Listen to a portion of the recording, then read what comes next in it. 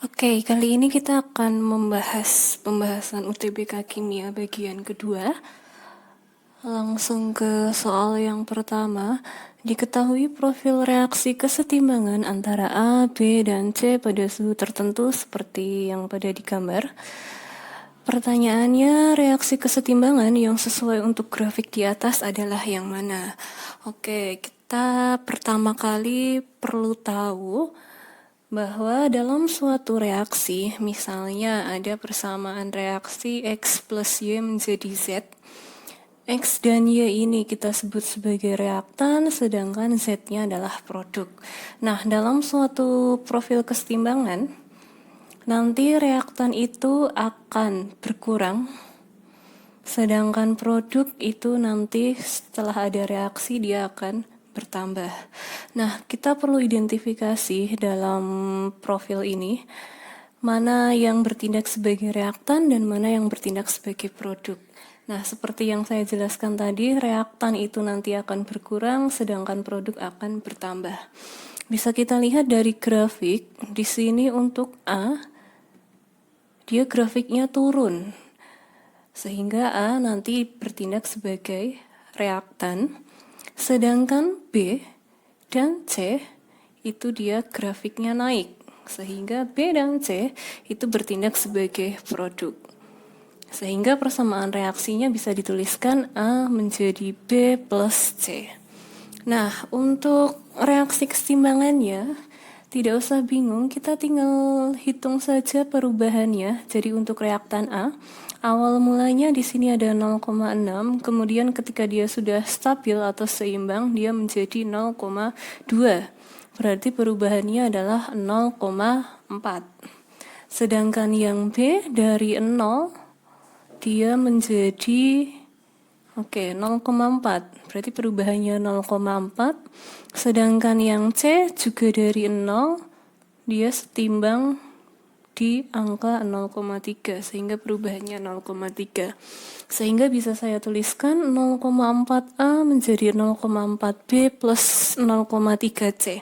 Tapi perlu kita ingat, persamaan reaksi itu koefisiennya tidak boleh pecahan atau desimal, sehingga kita akan bulatkan. Kita kalikan 10 saja masing-masing, sehingga menjadi 4A menjadi 4B plus 3C, sehingga jawabannya yang A. Oke, kita ke soal yang kedua. Gambar di bawah ini digunakan untuk menjawab soal nomor 2 dan 3. Pertanyaan nomor 2, proses yang paling menentukan reaksi adalah yang mana? Oke, ini adalah grafik dari suatu termokimia, eksoterm, endoterm. Nah, kita akan lihat bahwa yang paling menentukan reaksi itu adalah reaksi yang lambat, di mana reaksi lambat ini terdapat pada tahap awal, sehingga tahap awal ini berada di bukit yang pertama ini. Sehingga yang menentukan reaksi adalah proses dari A menjadi B.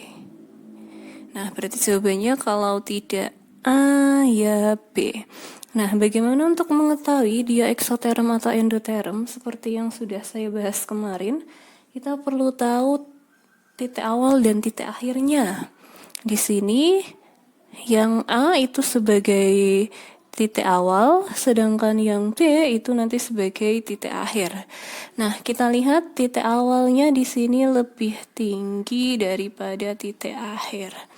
Oke, karena titik awal lebih tinggi atau lebih besar daripada titik akhir, berarti itu jelas reaksi eksoterm, sehingga jawabannya yang B.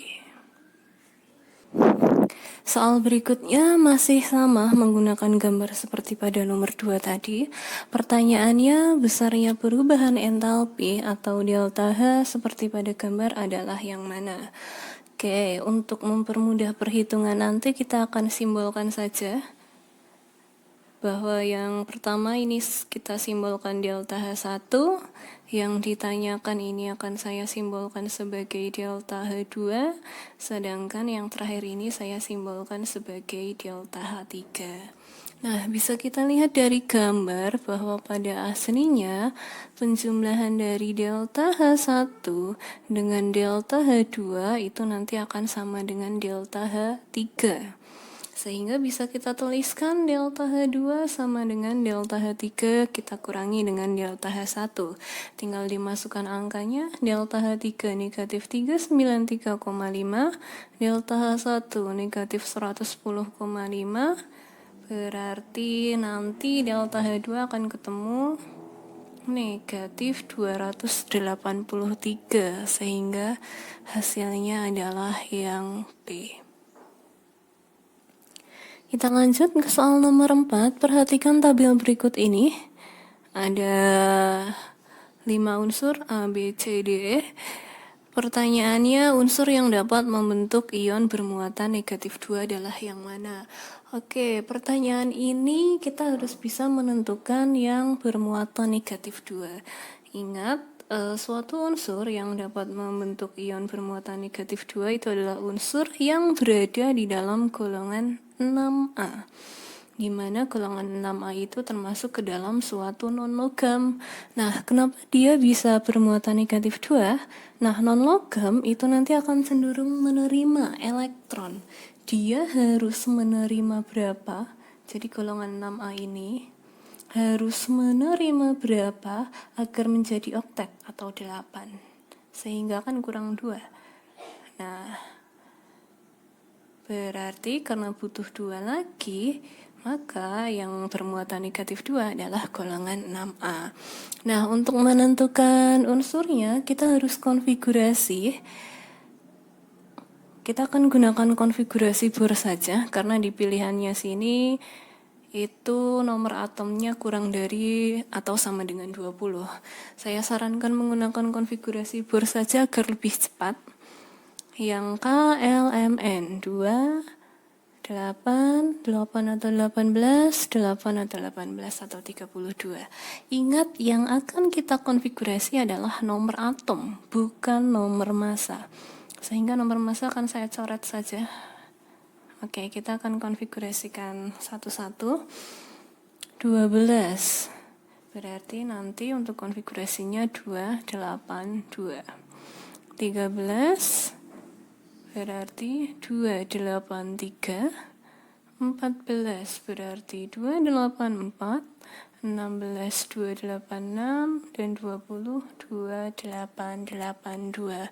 Untuk menentukan golongan, kita gunakan konfigurasi yang terakhir. Berarti yang A golongan 2A, yang B golongan 3A, C 4A, D 6A, dan E 2A. Sehingga yang golongan 6A adalah yang D. Sehingga jawabannya D itu nomor atomnya adalah 16. Jawabannya adalah D. Oke, kita lanjut ke soal yang terakhir. Molekul ClF3 memiliki 3 domain pasangan elektron ikatan dan 2 domain pasangan elektron bebas. Pertanyaannya, bentuk molekul dari ClF3 adalah yang mana? Oke, di sini sudah ada rumus dan jumlah domain elektronnya.